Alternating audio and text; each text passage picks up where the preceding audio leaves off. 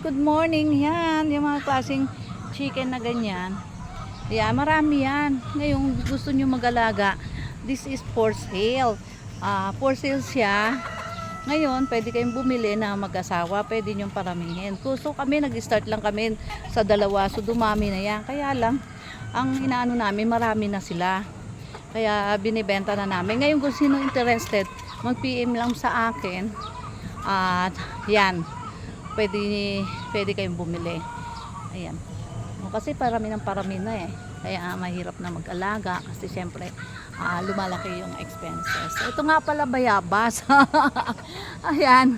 Oh, maganda kasi pa isa-isa hinog. Ayan. Hindi ko nga maabutin. Inaanak ko. Marami na siyang bunga. Ayun yung mga hinog. So araw-araw nakakakuha naman ako. Ayan, kinakain mga dalawa. Ayan, maganda sa katawan yan. Siyempre, di ba? Number 1 na vitamin C yan. O yan. So, okay my friends. Ayan, call mo lang ako or PM kung sinong interested na bumili ng black chicken na yan. Ayan. Madali lang magparami, saka maganda, itlog ng itlog siya. Basta mahusay ka lang mag-alaga. Okay, bye!